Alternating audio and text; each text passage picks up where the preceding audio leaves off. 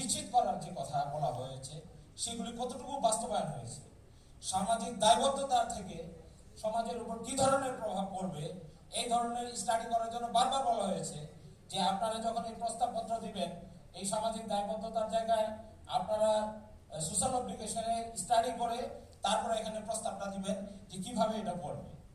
এগুলো স্টাডি নাই।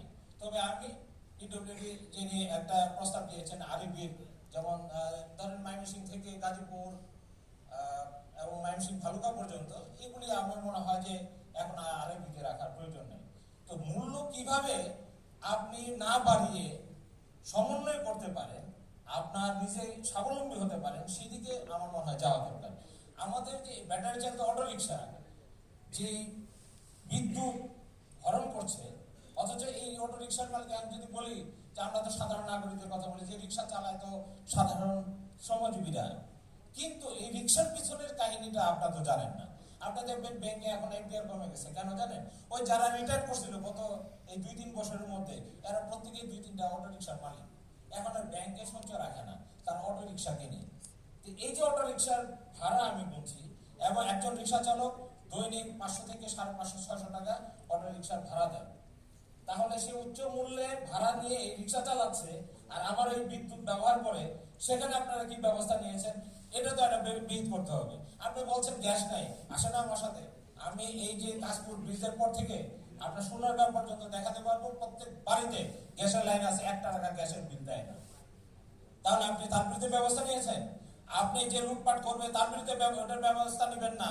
আপনার বিদ্যুৎ চুরি হচ্ছে, সিস্টেম লস হচ্ছে, সিস্টেম লস কমাচ্ছেন না। আজকে এই প্রস্তাবে সিস্টেম লসের কথা নাই, কত পার্সেন্ট সিস্টেম লস হচ্ছে এই হিসাব নাই। তার মানে কি এই সিস্টেম লস কমান কত পার্সেন্ট হচ্ছে বলেন দেখি, যারা প্রস্তাব দিলেন আপনার সিস্টেম লস কত? হ্যাঁ, 5.53। তো 5.5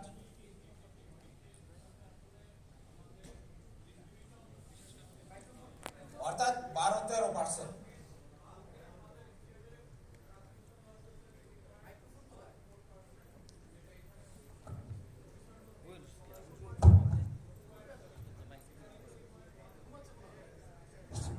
তার মানে আপনি বাড়াতে চাইছেন কত পার্সেন্ট?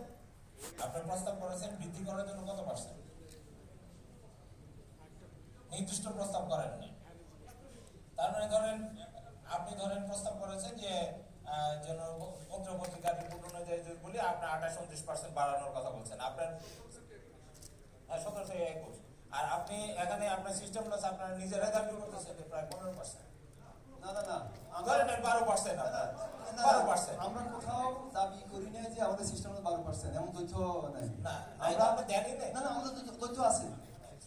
আমি বলি শোনেন যে আমাদের এখানে গড় মূল্যের সাথে আসে ট্রান্সমিশন সিস্টেম লস, এবং এটার ট্রান্সমিশন সিস্টেম লসের ওয়ার্ল্ড ওয়াইড একটা রিকগনিশন আছে যে কত পার্সেন্ট হতে পারে। এটা কিন্তু আমরা বিয়ন্ড দ্যাট তার নাই, কারণ আপনি যে কোনো পরিবাহীর মধ্য দিয়ে বিদ্যুৎ প্রবাহিত করলে তার একটা সিস্টেম লস আসবে। ইন্টারন্যাশনালি পর্যায়ে এটা 2.5 থেকে 3 মধ্যে এটা transmission loss world wide recognise. এটা এর মধ্যে ওয়ার্ল্ড ওয়াইড আপনার স্ট্যান্ডার্ডে আছেন আপনি? ট্রান্সমিশন লসে অ্যাটলিস্ট আমরা ওই পর্যায়ে আছি, মানে ট্রান্সমিশনে আছে। ট্রান্সমিশনের তো অনেক ব্যবসা আছে, এটা পরে না হয় দুপুরে লাঞ্চের পরে আলাদা। ট্রান্সমিশনালের তো অনেক নিজস্ব ব্যবসাও আছে, তো আপনার তো নিজস্ব আয়ও আছে। সেই দিকে এইগুলি যদি আপনি হিসাব কিতাব করে তারপরে যদি এই প্রস্তাবটা দিতেন যে এত আমার আয় আছে, এত ব্যয় আছে, সিস্টেম লস এত কমাবো, এইগুলি বাদ দিয়ে যদি হিসাবটা দিতেন তাহলে একটা গ্রহণযোগ্য প্রস্তাব হতো। আপনার প্রস্তাবিত গ্রহণযোগ্য না। আপনি তো একটি মানে একটা সঠিক ব্যাখ্যা দেন, গতানুগতিক একটা প্রস্তাব করে বসে আছে।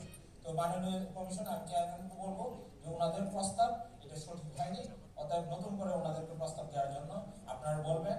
আয় ব্যয় এবং সম্পূর্ণ এবং সামাজিক পরিবেশ পরিস্থিতি কি দাঁড়াবে এর সম্পূর্ণ পুঙ্খানুপুঙ্খ ব্যাখ্যা ছাড়া তারা এই প্রস্তাব মোটেও আমাদের কাছে গ্রহণযোগ্য না। অতএব এই প্রস্তাব আমরা প্রত্যাখ্যান করছি আপনাদের। দ্বিতীয়ত কথা আমি বলে শেষ করছি যে আমাদের কি ধরনের প্রভাব পড়বে। আমি একটা চিঠিও দিয়েছিলাম মাননীয় চেয়ারম্যান আপনার কাছে যে জীবনযাত্রার ব্যয়বৃদ্ধি, ইতিমধ্যে আমরা কিন্তু উচ্চ মূল্যস্ফীতি একটা জায়গায় রয়েছি, যার ফলে এই মূল্যবৃদ্ধির ফলে নতুন করে আমরা আরো একটা উচ্চ মূল্যস্ফীতির জায়গায় আমরা পৌঁছবো।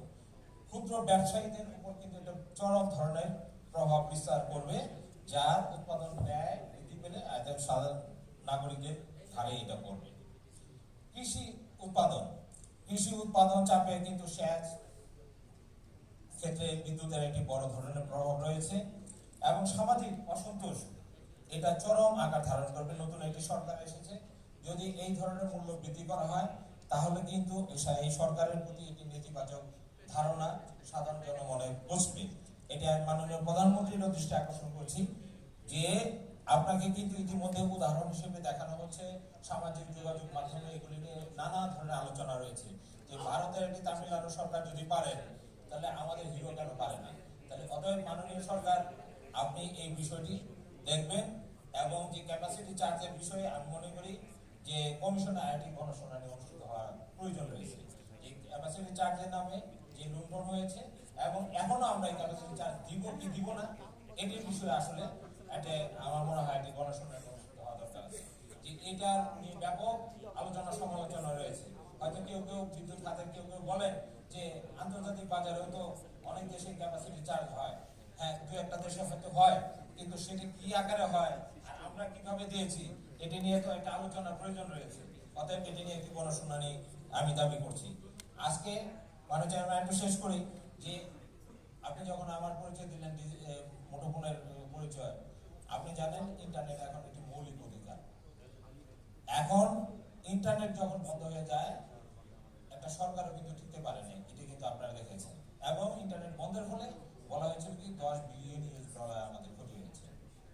এখন আপনি কিছুদিন আগে আপনার কাছেও আবেদন করেছিল টেলিকম কোম্পানিগুলি যে আমাকে পর্যাপ্ত জ্বালানি দেওয়া হোক, না হলে কিন্তু দেশের টেলিকম সেবা বন্ধ হয়ে যাবে। এবং এই নিয়ে কিন্তু সরকারও বেশ তুলপাট সৃষ্টি হয়েছিল যে তাদেরকে কিভাবে নিরবিচ্ছিন্ন জ্বালানি দেওয়া যায়, বিদ্যুৎ এবং অন্যান্য ফুয়েল দেওয়া যায়। তো সেই জায়গায় যদি আপনি এই মূল্য বৃদ্ধি করেন তাহলে যেখানে আমরা স্মার্ট বাংলাদেশ, ডিজিটাল বাংলাদেশ এবং উন্নত সেবা নিয়ে আসতে চাচ্ছি সেটি কিন্তু বিঘ্নিত হবে।